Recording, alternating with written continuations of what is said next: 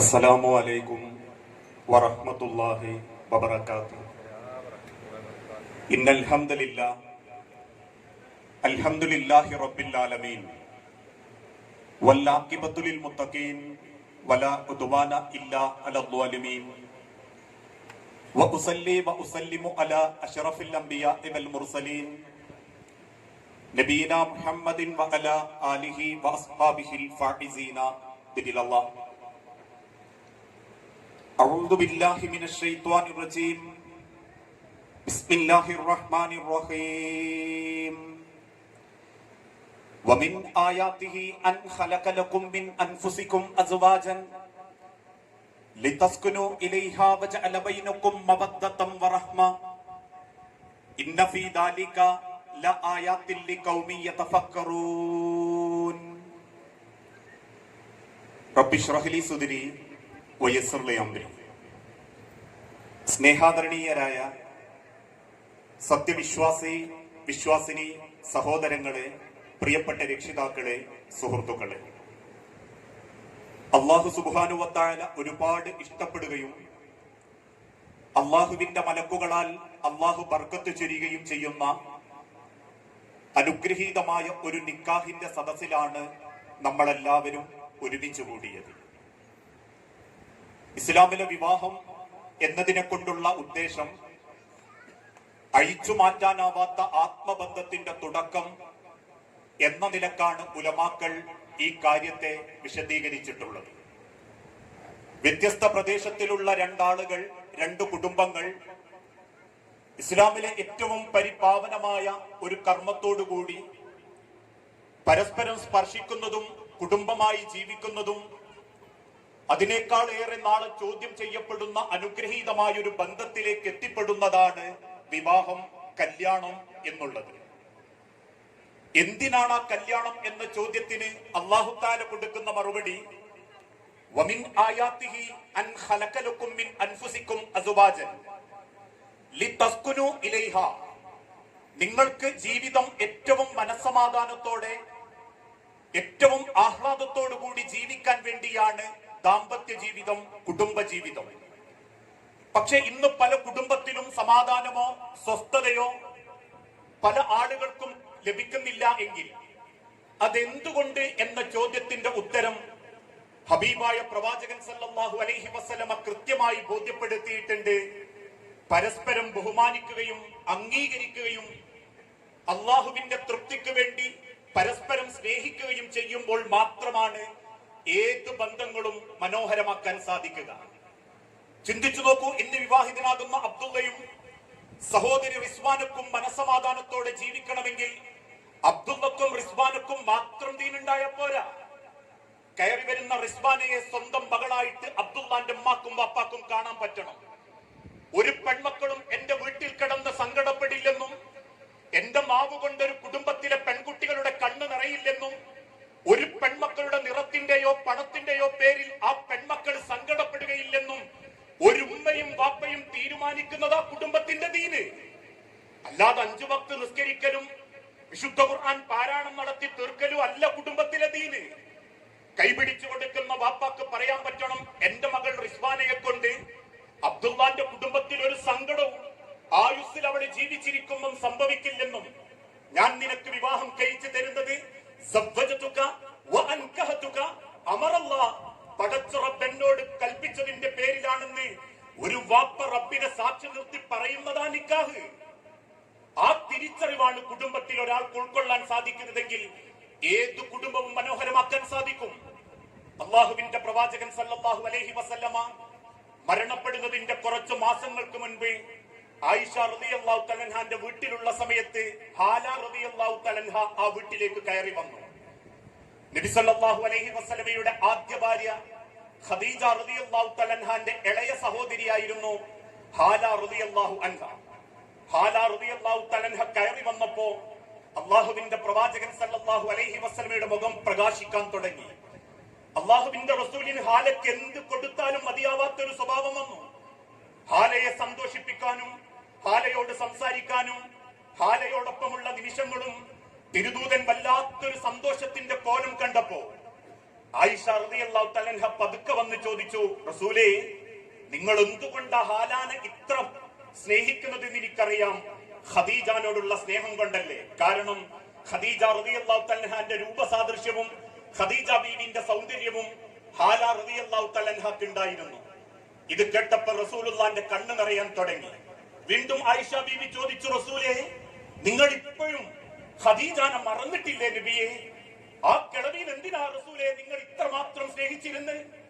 അള്ളാഹുവിന്റെ ഹബീബായ നബി തങ്ങൾ കണ്ണുനീരോടെ തിരിച്ചു പറഞ്ഞൊരു വാക്കുണ്ട്, ആയിഷ, ഇന്നെനിക്ക് പലരുമുണ്ട്, എന്നെ സ്നേഹിക്കാൻ സഹാബത്തുണ്ട്, എനിക്ക് ഭക്ഷണം തരാൻ നിങ്ങളുണ്ട്, എന്നെ ആരും ഉപദ്രവിക്കുന്നില്ല.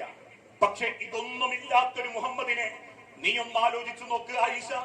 മക്കയിലെ തെരുവിലൂടെ നടന്നു പോകുമ്പോ കരിങ്കല്ലുകൊണ്ട് ഏറുകെട്ടി ഓടുന്ന ഒരു മുഹമ്മദിനെ, പട്ടിണിക്കിട്ട് ഈത്തപ്പ നദിയുടെ ഒരത്തുനിന്ന് പച്ചവെള്ളം കുടിച്ച് ജീവിച്ചിരുന്ന ഒരു മുഹമ്മദിനെ, നാട്ടുകാർക്കിടയിൽ ഭ്രാന്തനെന്നും മജ്നൂനെന്നും നാട്ടുകളിൽ കുഴപ്പങ്ങൾ ഉണ്ടാക്കുന്നവനെന്നും ആളുകൾ ആക്ഷേപിച്ചൊറ്റപ്പെടുത്തിയ ഒരു ദരിദ്രനായ മുഹമ്മദിനെ നീ ഒന്ന് ആലോചിച്ചു നോക്ക് ആയിഷ.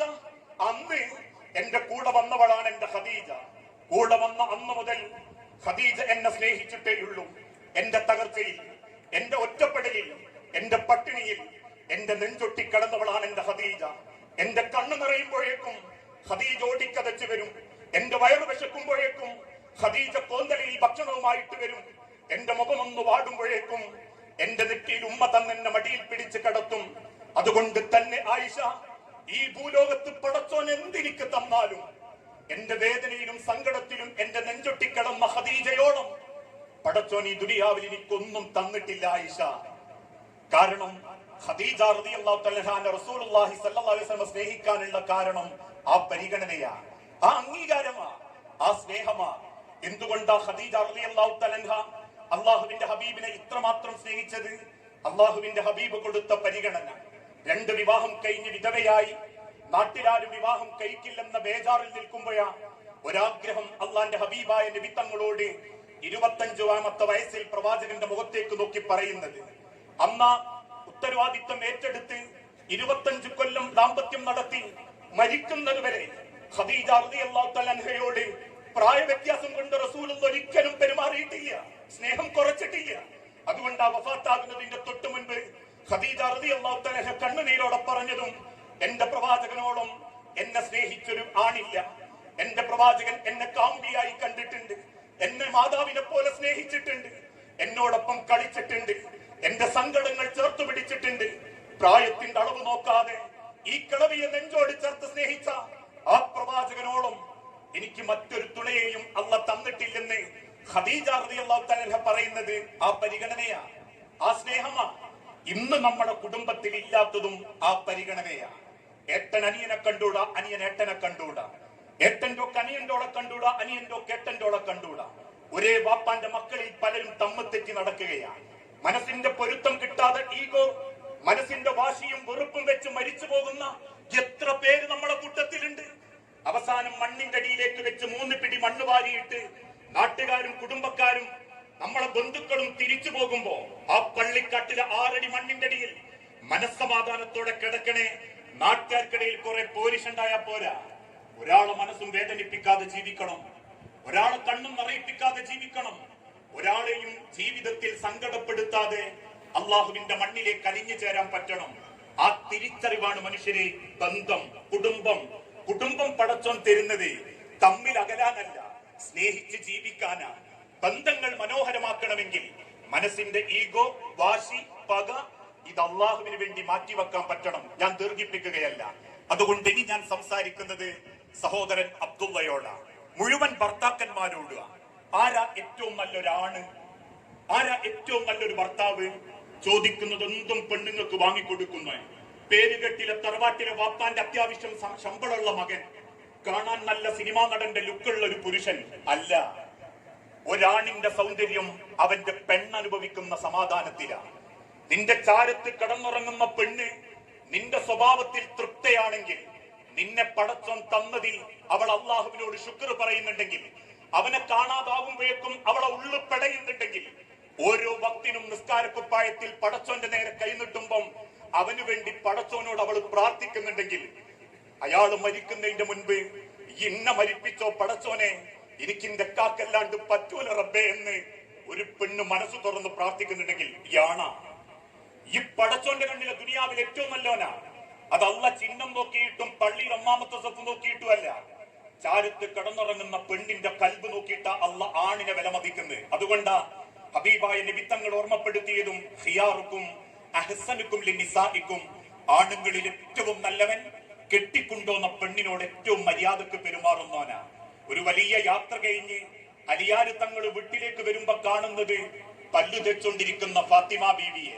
പുലർച്ചെ സുബഹിക്ക് മുൻപ് ആ കാഴ്ച കണ്ട അലിയാര് തങ്ങള് പെട്ടെന്നൊരു പാട്ടുപാടി എല്ലാ വേദനയും മറന്ന് യാത്രാക്ഷീണൊക്കെ മാറ്റിവെച്ച് ഫാത്തിമ ബീവിന്റെ മുഖത്ത് നോക്കിയിട്ട് പാടി, ഫാത്തിമ നിന്റെ പല്ല് തേക്കുന്ന കൊള്ളിക്കഷണത്തോട് പറ ആ ചുണ്ട് എന്റേതാണെന്നും ആ ചുണ്ടിലധികം കളിക്കരുതെന്നും.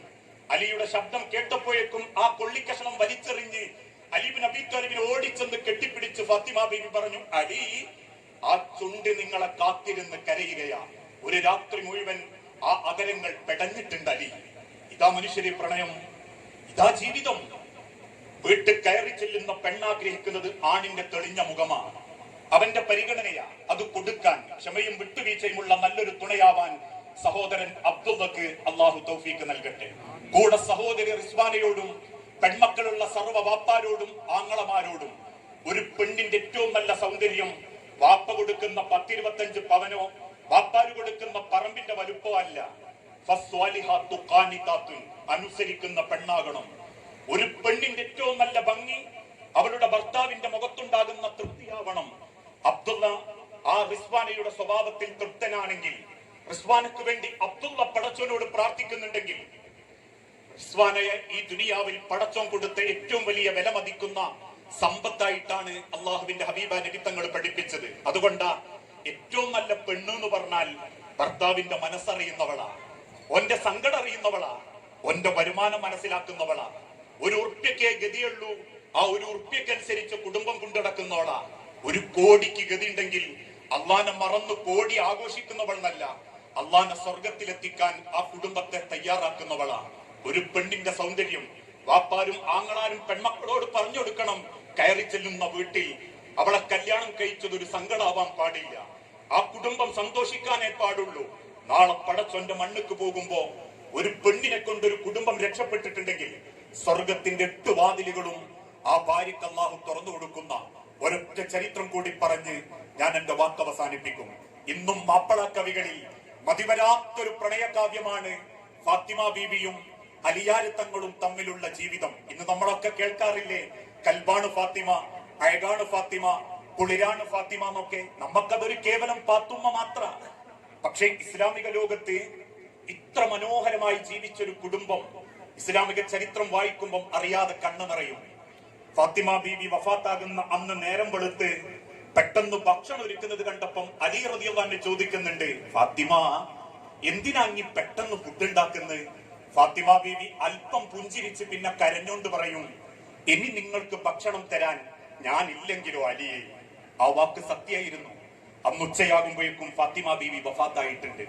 മരിച്ച ഫാത്തിമ റളിയല്ലാഹു തആലയുടെ മയ്യത്ത് ഭർത്താവ് അലി റളിയല്ലാഹു അൻഹു 2 ആൺമക്കളെയും കൂട്ടി കുളിപ്പിച്ചു. എന്നിട്ട് 5 വെള്ളത്തുണിയിൽ പൊതിഞ്ഞ് മദീന പള്ളിയുടെ 1ാമത്തെ സെപ്പ് കൊണ്ടുവച്ച് ആകാശത്തേക്ക് നോക്കി പറഞ്ഞു, റബ്ബേ നീ എനിക്ക് തന്ന മണവാട്ടിയെ ഞാൻ എനക്ക് തിരിച്ചു തരികയാണ് കേട്ടോ. ഫാത്തിമ ബീവിന്റെ മയ്യത്തെടുത്ത് 6 അടി മണ്ണിലേക്ക് വെച്ച് 3 പിടി മണ്ണ് വാരിയിട്ട് തസ്ബീഹ് ചൊല്ലിക്കൊടുക്കുന്നതുവരെ അലി റളിയല്ലാഹു അൻഹു കരയൂല. പക്ഷെ കബറും പുറത്തുനിന്ന് സഹാബാക്കൾ പിരിഞ്ഞു പോകുന്നത് കണ്ടപ്പോ അലി റളിയല്ലാഹു അൻഹു പൊട്ടിക്കരഞ്ഞ് മദീനത്തെ പള്ളിയിലേക്ക് ഓടും. ഓടുന്ന അലി റളിയല്ലാഹു അൻഹുവിന്റെ പിന്നാലെ സഹാബാക്കൾ ഓടും. 1ാമത്തെ സ്വപ്പിലിരുന്ന് കരയുന്ന അലി റളിയല്ലാഹു അൻഹുവിന്റെ തോളത്ത് കൈവച്ച് സഹാബത്ത് ചോദിച്ചു, അലി നിങ്ങൾ അത്രക്ക് സ്നേഹിച്ചിരുന്നോ ഫാത്തിമാനെ? ആകാശത്തേക്ക് വിരൽ ചൂണ്ടിയിട്ട് അലിയാര് തങ്ങൾ പറഞ്ഞു, ഫാത്തിമ റബ്ബേ നിന്റെ ഫാത്തിമാനെ കൊണ്ടുപോയത് ഞാൻ അംഗീകരിച്ചു, നാളെ അലിയും പോകേണ്ടവനാ. പിന്നെ അലിയാര് തങ്ങൾ ആകാശത്തേക്ക് നോക്കി പറയുന്നുണ്ട്, ഫാത്തിമ നീയില്ലാത്ത ദുനിയാവ് എന്തൊരു വേദനയാണ് ഫാത്തിമ. നിന്റെ ഓർമ്മയിൽ ഇനി എത്ര കാലം ജീവിക്കണം എന്ന് ചിന്തിക്കുമ്പോ എനിക്ക് സഹിക്കുന്നില്ല ഫാത്തിമ. ഇതൊരു പെണ്ണിന്റെ സമ്പാദ്യ.